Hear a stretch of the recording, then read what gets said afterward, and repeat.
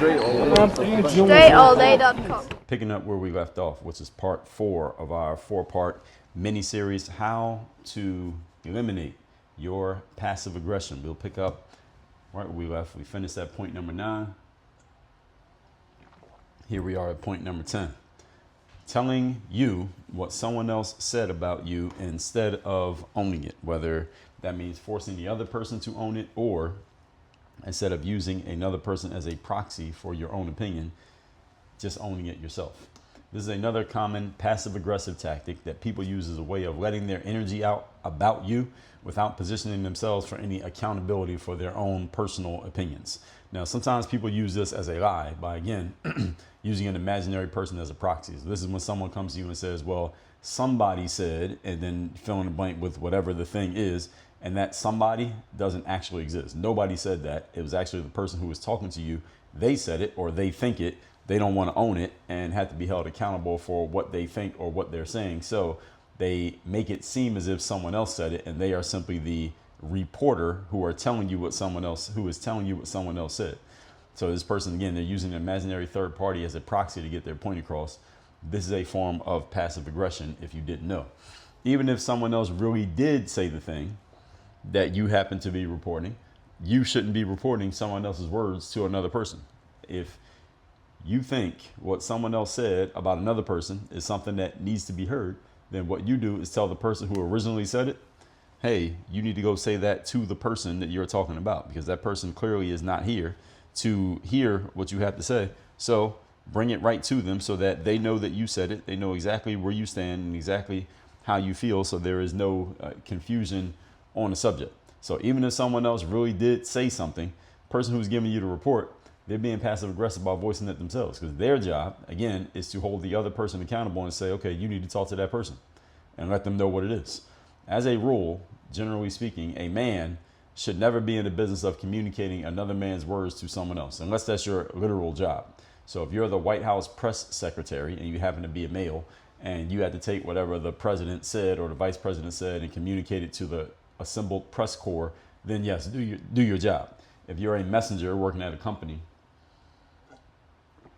and the president of the company says, hey, or the CEO of the company says, hey, I need you to take this message from me and communicate it to the other CEO at the other company around the corner, then yes, do your job.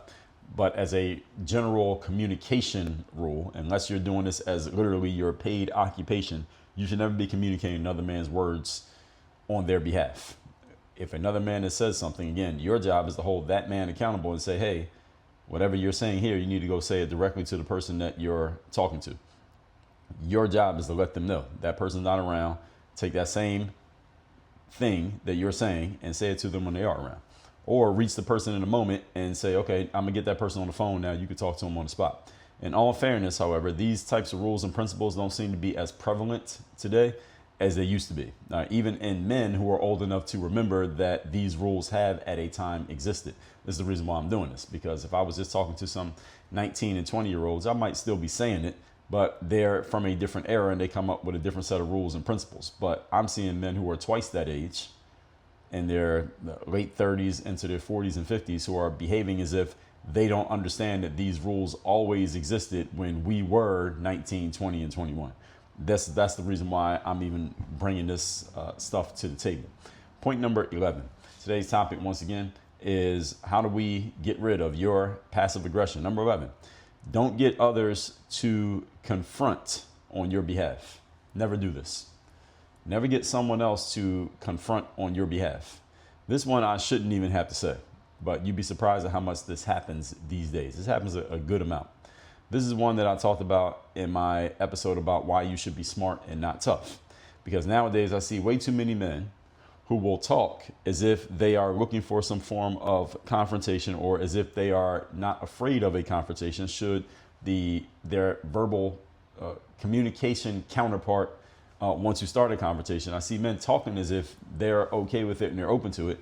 And then when it looks like the confrontation is about to happen, they start to, as we say where I come from, plead no contest and behave as if they never wanted a problem in the first place. This is called pleading no contest. When someone talks as if they want a confrontation, and then when it seems the confrontation is imminent, then all of a sudden they start again saying, well, no, I don't want a problem, or no, that's not what I meant, or they basically just try to talk their way out of a situation that they look like they were trying to talk themselves into. So, for example, if you're talking to someone as if you want to physically fight them, and then that person approaches you and they oblige and they're ready to fight you back, you then do something like, well, you go call security, or you run away, or you say you're going to call the police if the person touches you. That's a form of pleading no contest. Because again, if you didn't want the confrontation in the first place, then you didn't need to talk as if you wanted it. And there was a time, again, I'm saying there was a time, let's say 20 years ago or more, when if this kind of thing happened in conversation, the person who started pleading no contest would be held accountable by their own friends. Like, hey, you can't do that. No, don't act like you want things to go one way and then bitch up when it goes the other way. You be held accountable by your own friends. You might still get held accountable by the person that you're pleading no contest to. They might still punch you in the face just for the fact that of what you did before you started pleading no contest. This is the kind of things that used to happen in the neighborhoods that I come from. This is the way things went. And there was a time when this kind of behavior was frowned upon, especially by men amongst other men. Now it has become commonplace and even accepted. And I understand that this is coming from some kids who've grown up in the internet era, because the difference with this era of, let's say, people who are ages 25 and under right now, and the era of people in my age bracket who were age 25 and under 20 years ago, is that in this era, people have grown up with smartphones and they've grown up with access to the internet. And when you have internet access and a smartphone, you can take your thoughts or your opinions or your words, your ideas, your aggression, etc., and you can let it all out through your smartphone or through a computer, to where you are sending a message to a person, but is not nearly as direct or as visceral as if you were saying it directly to their face in a real life, in the flesh conversation, which means it's easier to be passive aggressive, and the tools through which you can be passive aggressive are very available these days, as opposed to it was very hard to be passive aggressive back in the day. You could be passive aggressive. You could just send somebody else to communicate a message on your behalf. But at some point you were going to run into the person who the message was communicated to. In other words, you couldn't have, if you lived in Detroit and there's another person who lived in Iowa, and you had never been to Iowa and they had never been to Detroit, you and that person will probably never know of each other or know anything about each other. Now, you may have heard of them through, I don't know, the newspaper or the grapevine, but there wouldn't be much communication between you and that person, because how would you ever run into each other? If you never go to where they are, they never go to where you are, you would never meet. You would never know that they exist. These days, though, you can have a lot of communication and even build a relationship with a person who you have never actually met in the flesh, and you may never actually meet in the flesh, but there can be a ton of communication between you and that person. The problem with the good thing about that is that it allows all of us to, it flattens out the landscape of overall communication and connectivity, which is a good thing, because that allows me, even if I never go to California all year, I can still have relationships and do business with people in California through a smartphone, internet, Zoom, et cetera, et cetera. The flip side of it, and there are several positives, but one flip side of it, trade-off, is that now you get a whole lot of reckless communication that can happen through the internet that would never happen in real life. This is where you get internet trolls, where you have somebody saying crazy, incendiary things and sending them out there into the world, whether at you or someone else, looking to provoke a reaction. And the person who is doing it has anonymity. You don't know who they actually are. They don't have their real name or their real face or their real anything connected to their account. And they're saying things to provoke reaction from other people, and sometimes even getting reaction from other people. But there's no way to hold whoever is behind the behavior accountable. So you get a lot of that these days, even when you're dealing with people who are who they actually present themselves to be. Like, it's their real name, real face, and whatever they're posting on the internet, but you don't know where they live. You may never run into this person in real life, and if you did, you might not even be able to tell that is them, because they look a little bit different than their profile picture. That happens a lot. And there will never be any accountability between you and that person, regardless of what they said. So this is one of the things that the internet has done, is created this proxy and this gap, this space, if you will, between the communication and the accountability for the communication, because it's very easy to make yourself anonymous and talk crazy. It's very easy to talk crazy even if people know who you are, but how are they ever going to find you if you're not telling them exactly where you're at? You could tell them you're in one place and you're actually in another place. So this is one that I talked about, again, when I did the episode on why you should be smart and not tough. Don't get others to confront on your behalf, because if you get others to confront on your behalf, then you are not building the emotional backbone or the physical backbone and the mental toughness of actually dealing with a situation directly and in the flesh, or as directly as you can be, let's say on a FaceTime or a phone conversation.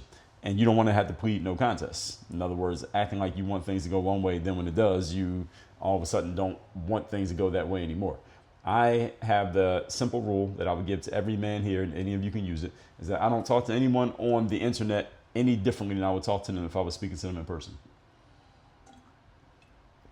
I talk to people online the same way I would talk to you if we were just having a face-to-face conversation, which means I don't do any trolling type of things on the internet. I don't say anything. I don't get personal with people online. I don't do these kind of things. I will still use profanity, and I will still make strong cases and strong points if there is something that I do indeed feel strongly about. Every once in a while, I'll say something that someone could perceive as personal, but I do it most of the time as a joke in a tongue-in-cheek type of way. But you should hold yourself to that same standard, so that you are always catching yourself from saying something crazy on the internet to somebody in a way that you would never say it in real life. You definitely wouldn't say it in the face of that person. And if everybody did this, then the internet would be a lot calmer place, I think. So you don't want to have to catch yourself, again, pleading no contest online or in real life. Point number 12. Today's topic, once again, is how to eliminate your passive aggression. Number 12. I didn't know it would bother you. There's a quote. I didn't know it would bother you. All right, this is one that I was used to only seeing from women, but more and more men have begun to adopt this behavior. Again, we say it again. If you are even questioning that something that you're doing may disturb or bother someone else who you may have a positive relationship with right now, then you should have a conversation with them before you do that thing. So if you're about to do something that you're not sure if it would bother the other person if you did it, have a conversation with them first and say, hey, this was what I was considering doing or thinking about doing, or this has been proposed to me, or this has been offered to me. I wanted to see what you thought about it because, and then you tell them why you're asking them about it, why you're bringing this to that person. Because if you don't know the because, then there's no reason for you to have the conversation. So you bring this up to find out, because if it ends up bothering the person and you didn't say anything, and then you say, I didn't think it would bother you, that's a form of passive aggression. Why? Because you could have brought it up from the beginning. Notice something that's come up over and over again here in this series is that if you bring things up before they become issues, then there's no need for passive aggression because everything has been laid on the table. Therefore, no one can say, hey, you did this, you said this, I didn't know about this, you didn't bring this up. If you bring everything up from the beginning and just address it when it first shows itself as a possible issue, then you eliminate most problems before they even become problems. You eliminate them as seeds before they grow into trees.